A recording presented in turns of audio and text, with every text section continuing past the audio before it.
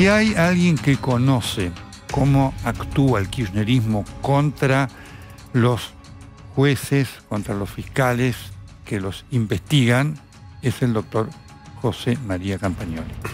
Un hombre que a lo largo de su carrera ha hecho honor a su compromiso con la justicia. ¿Qué tal, doctor? ¿Cómo le va? ¿Qué tal? Bien, muy bien. ¿Sorprendido por esto que está pasando, ya no con el presidente de la Corte, sino con toda la Corte? Sí, bueno, la verdad que uno ya no hay nada que lo sorprenda en nuestra Argentina del presente, ¿no? Es todo a veces muy ridículo, ¿no? O sea, cuestionar a un presidente de la Corte porque no tuvo sensibilidad del clamor popular, como lo cuestionó la diputada Siley para pedirle reavivar un juicio político. O sea, claramente estamos asistiendo a un momento muy doloroso, pero también muy ridículo, donde está en juego nada más y nada menos que nuestro sistema de contrapesos, de pesos y contrapesos del sistema republicano, que requiere una justicia independiente. Y todos estos ataques a la justicia, que van desde los ataques a la Corte, a la reforma judicial, los ataques al procurador Casal y el movimiento de estos tres jueces, el traslado de estos tres jueces, es algo que nos preocupa un montón a todos los ciudadanos, me parece a mí, porque un sistema republicano sin una justicia independiente no tiene razón de ser. Y yo escuchaba el informe sobre Venezuela y a veces uno piensa que estos impuestos agobiantes, estos intentos de expropiación como el de Vicentín, que parecerían emparentarnos con esta Venezuela que hoy describían también, no es tan grave como el ataque al Poder Judicial Independiente. Eso nos emparenta más con Venezuela todavía. Claro. Porque es ahí donde el último lugar donde puede recurrir un ciudadano es la justicia. Podrá ser lenta, podrá ser más o menos, mala, buena a veces, pero es el lugar donde cualquier ciudadano puede hacer valer sus garantías constitucionales.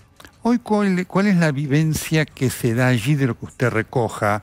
Digamos, porque esto tiene un efecto concreto sobre los jueces de la Corte y demás, y después sobre el resto, ¿no? Es un mensaje. ¿Hay temor, hay inquietud en hombres y mujeres de la justicia que pretenden actuar con independencia? A ver, yo no lo sé, quiero pensar que los hombres y las mujeres de la justicia en general tenemos el cuero duro como para soportar cualquier tipo de ataque de esta naturaleza.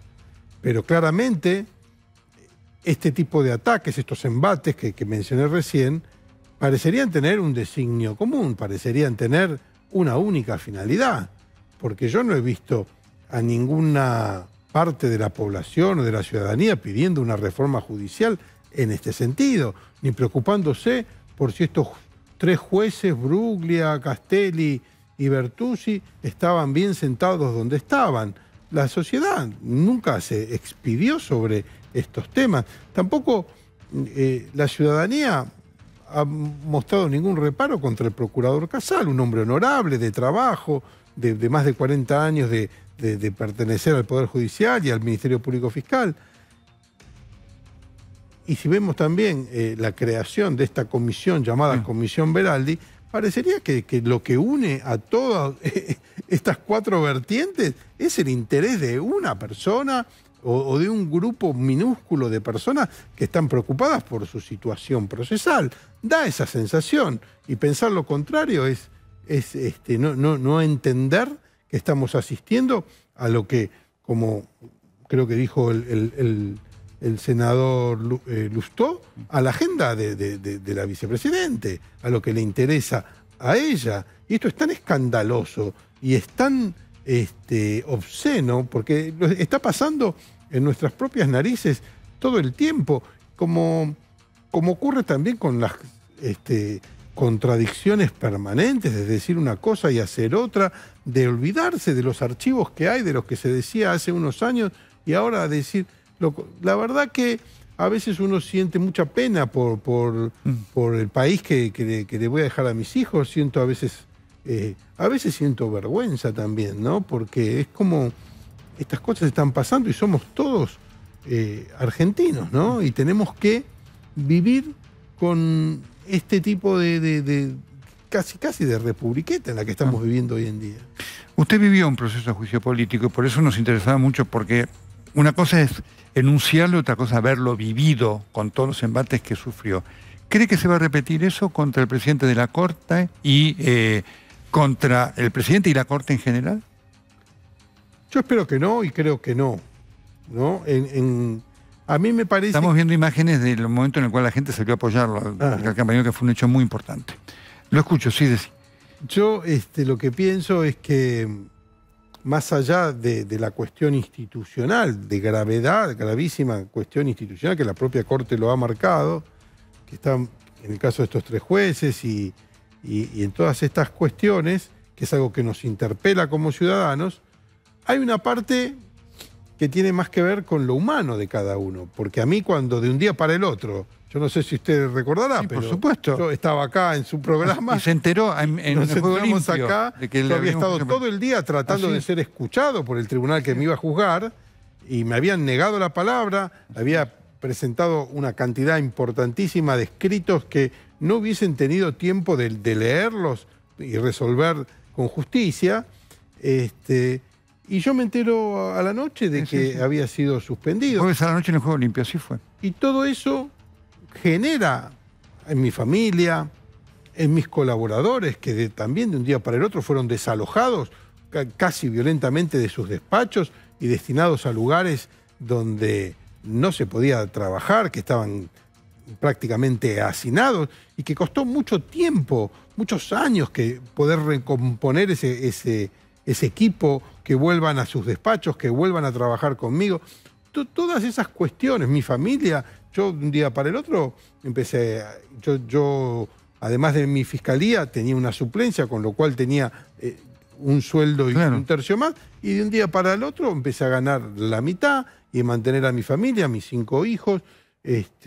Todo realmente, hay una cuestión humana que queda de lado en estos juicios políticos, en estos ataques que tan gratuitos a funcionarios, por el solo hecho de lo que a mí me da la sensación, que en esa búsqueda de un poder absoluto se enfrentan a todo aquel que puede constituir un obstáculo hacia esa finalidad, ¿no?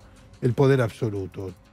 Yo, la verdad que veo en estos momentos de la Argentina que se vive un momento muy oscuro y que en buena hora la Corte tome el caso, resuelva lo que resuelva, dé su interpretación sobre si fue constitucional o no el modo en el cual estos jueces fueron removidos de su lugar, porque todos sabemos que para designar un juez se requiere que lo designe el presidente con acuerdo del Senado. Pero esa misma conjunción no alcanza para moverlo. Y eso es lo que pasó. Lo que yo creo que tenemos que ver si va a ocurrir y tenemos que esperar que la Corte nos diga si una mayoría política puede mover a un juez de su despacho y desplazarlo. Porque también pensemos esto. En el caso del doctor Castelli, si prospera que salga del tribunal en el cual él está con varias causas que comprometen a funcionarios y a la vicepresidente, ¿quién va a ser el que decida el juez que va a ocupar esa silla? Justamente el Senado que preside la doctora Kirchner. Entonces es como si fuese poco obsceno esta situación. Veamos que el eventual, Dios quiera que no, el eventual reemplazante de Castelli va a ser ungido por el Senado que preside la principal imputada en esos casos, ¿no? Es decir, usted ve, 2 preguntas finales, usted ve esto como el comienzo de la búsqueda de una justicia dicta. Yo creo, y lo he dicho, que con la reforma judicial ya se está buscando prácticamente la colonización total de la justicia federal. La colonización. Sí. Y esto de tratar de marcarle la cancha permanentemente a la Corte con juicios políticos, que la verdad que si uno los lee, las cuestiones por las cuales se ataca a los miembros de la Corte son bastante ridículas, porque realmente, o sea, una de las cuestiones era porque, bueno, ahora no me acuerdo exactamente, pero eran todas cosas que son propias de la magistratura, ¿no? O sea, un juez, ¿qué era lo que pretendían? Que el juez actúe de acuerdo a lo que le decía la gente en la calle. Eso no es así. O sea, es desconocer como que un juez necesita de la estabilidad y de la independencia para hacer su trabajo. Y eso es lo que lo que hoy está en juego y lo que está, me parece a mí, buena parte de la ciudadanía defendiendo y movilizándose y juntando firmas, parecido a lo que me pasó a mí, porque gracias a que la gente se empezó a mover y a que los periodistas me dieron un lugar para contar lo que pasaba y el tema fue tomando calibre, bueno, yo a los 8 meses pude volver a mi despacho de fiscal, ¿no? Transitando un juicio político que fue duro, sí, claro, que fue difícil, que tenía en principio todas las de perder, pero que a medida que transcurrían los días de las audiencias se iba desmoronando ese castillo de naipes absurdos sobre el cual se había afincado mi acusación, la acusación que había contra mí, porque claramente a mí me habían estado persiguiendo, por un lado, para disciplinar al resto de los fiscales, y por el otro, por investigar, y no les gustaba lo que yo había investigado. Qué triste la repetición de la historia en la Argentina. Qué ¿no? triste, es una pena, realmente es una pena porque uno va creciendo y va diciendo, bueno, entonces, ¿qué pasa? Todos los esfuerzos que se hicieron no sirvieron de mucho, ¿no? Porque seguimos, uno le da la sensación que vamos de mal en peor, ¿no? Fiscal Campagnoli, muchísimas gracias. No, muchas gracias a usted. No solamente por estar acá, sino por honrar lo que representa la idea de justicia independiente sin la cual no hay república. Muy amable, muchas gracias. El fiscal Campagnoli, un hombre que honra la justicia y la república.